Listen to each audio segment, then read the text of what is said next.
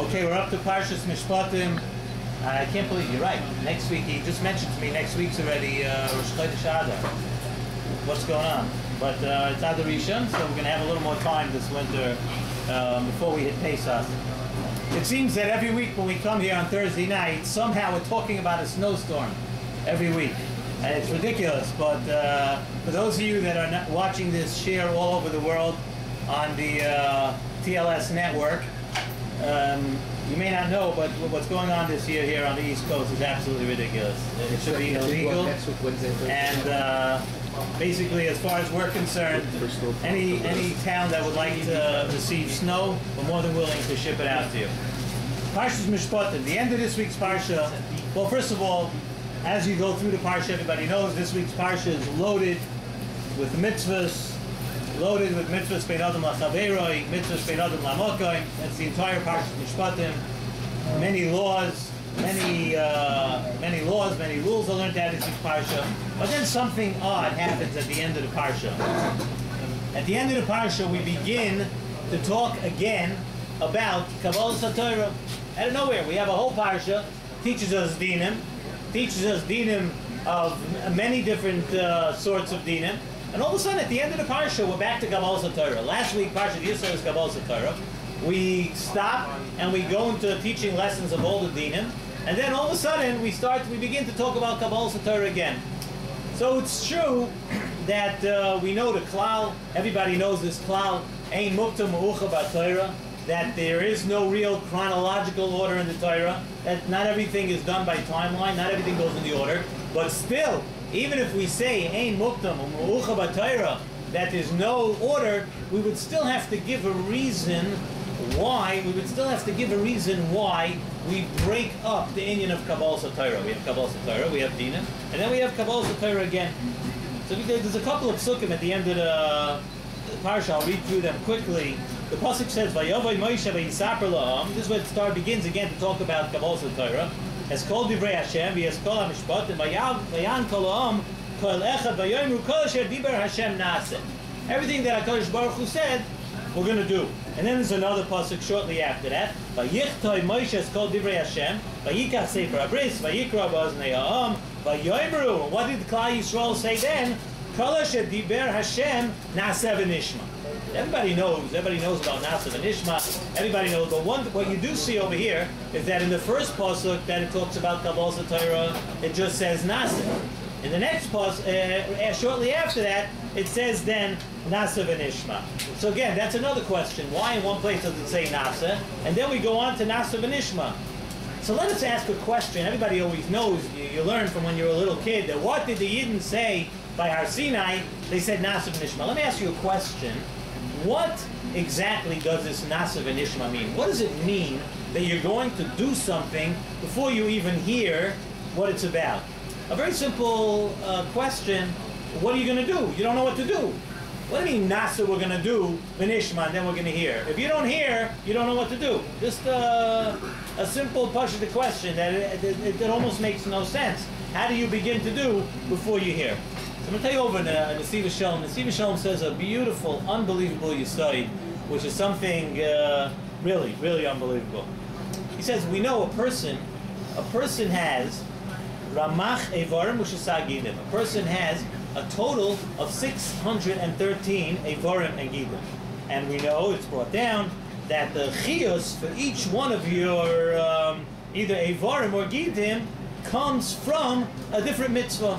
Each mitzvah gives a chiyus to a different one of your Evarim. And that's it's a physical thing. It's mamash a physical thing that it's set up that way. There are 613 mitzvahs. You have a total of 613 Evarim and Gidim, and each one gets its chiyus from a different mitzvah. Zok in the Siva Shalom, something very interesting. It says the neshama also works that way. The neshama of a yid has 613 parts. As I Zok in the Siva Shalom, he brings it down from different places, and each chelik of the neshama, each one of the 613 chalakim of the neshama gets their sustenance from a different mitzvah. The same way, it's in the physical sense, it's that way. And the Siva Shalom says it's pashut to him that the neshama in the spiritual way, it works the same thing, that each one of the mitzvahs sustains a different part of the neshama. And it's interesting to note, look in a physical way. You have, let's say, a baby. A baby's born. A baby could be 1 day old.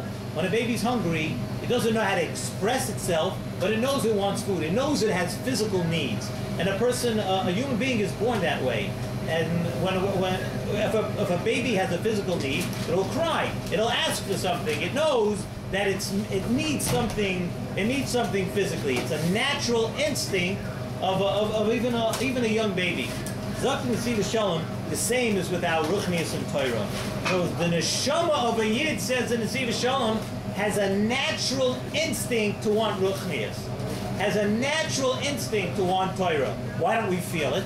I mean, when you walk down the street, are you feeling those natural instincts? I must have Torah. I'm not so sure, right? Some people might feel it, but not everybody feels at all times. You think that I must have Torah. I must have a mitzvah right now. So something to see Shalom is the reason for that. The reason why we don't feel it is because we are so overloaded with Gashmias, and we overload our lives so much with Gashmias that feeling, that sensitivity is gone. That sensitivity is not there. We don't feel that we don't feel those feelings that that right now my neshama needs some ruchnias. My neshama needs some Torah. Just take a look by Avram Avinu.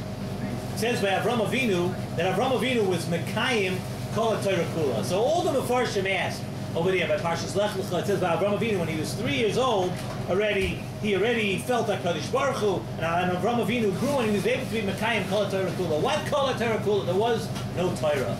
So the Mefarshim answer over there, and I believe we even once spoke about it over here, may have been last year in Parshas Lech Lecha. I remember we spoke about it, that Avram Avinu, not shot that he had to learn the whole Torah, but Avram Avinu was on such a high spiritual level, and he was so Gashmias, was so removed from Avram Avinu, that automatically he knew the whole Torah. He was able to be Mekayim the whole Torah without learning it, because once a Yid pushes away all the Gashmias, the way his body works, the way he naturally works, is to want Torah, to Mekayim Torah. And that's the way Avram Avinu was. And that was Pshat, when Avram Avinu was able to be Mekayim the whole Torah. No, he didn't learn the whole Torah. There was no Torah. There was no Torah until Har Sinai. But Avram Avinu was on such a high madrega that his Gashmias was gone, and all the Gashmias that blocks us up was not there. He was able to be Mekayim Kol Torah Kula. That's what it means, Avram Avinu. So we could say the same thing by us here, by Nasev and Ishma.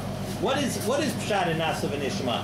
We say in the Haggadah, we always say Ilu Kervanu Lifnei Har Sinai. Had HaKadosh Baruch Hu brought us to Har Sinai, and he wouldn't have given us the Torah, we say Dayenu.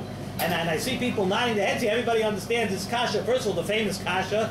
What would we have gained from being at Har Sinai? What do you mean if we would have come to Har Sinai and not got the Torah? Why else would we come to Har Sinai?